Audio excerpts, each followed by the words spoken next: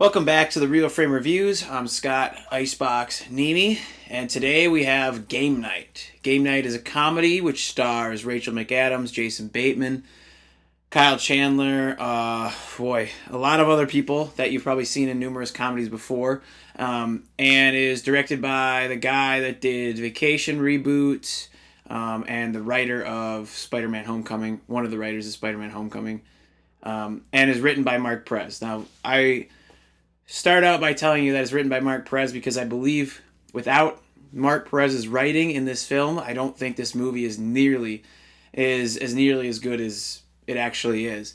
For those of you who actually know me, know my taste does not lie with comedies, and actually takes a very specific style of comedy to make me laugh. Dodgeball. It's a really odd sense of humor that I have, and let me tell you, I think not only does this sort of whet my appetite, but it also, I think, spreads across numerous different types of comedy, which I think is great, and it's really, really fun. Game Night is surrounded by a couple of characters, people that get together each week to play games.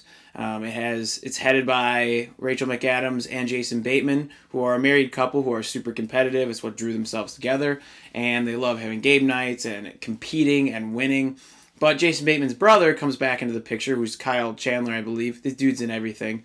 Comes back in the picture, and Bateman's character has always been sort of second fiddle to Chandler's number one fiddle, I guess.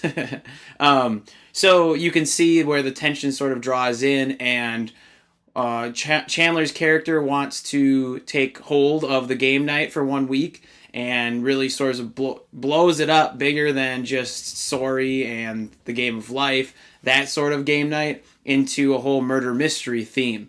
Well, what happens is that there is a mix-up, and real bad guys come in and steal Kyle Chandler, and the participants are unaware.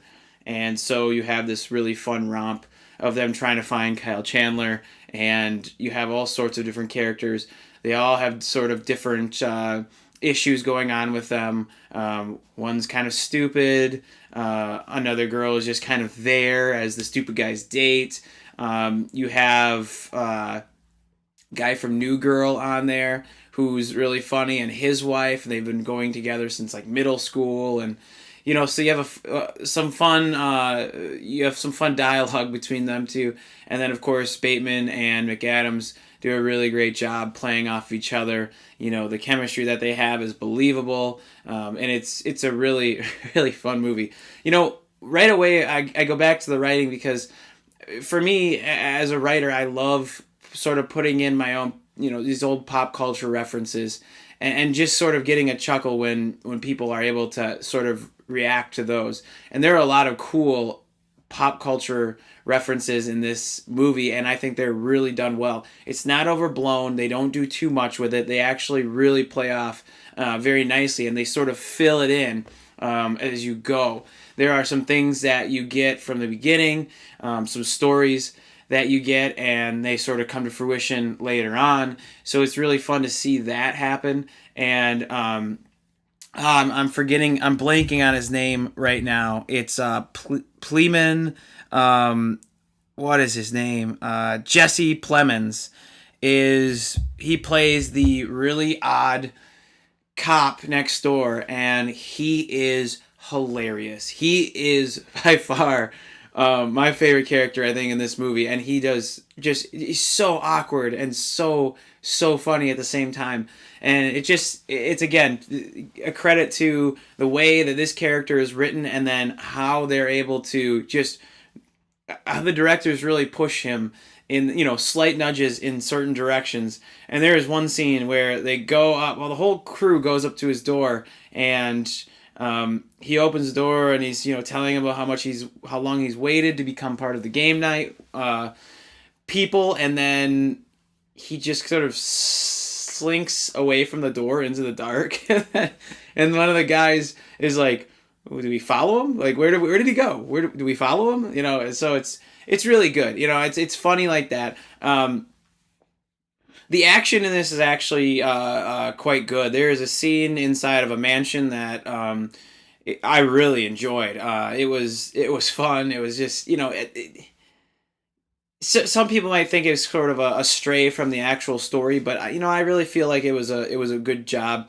I thought that scene in particular, the transitions are awesome. They look like models, or like like they're little game pieces that you move through. The opening credit sequence is really fun with the different game pieces that they have sort of falling out of the sky.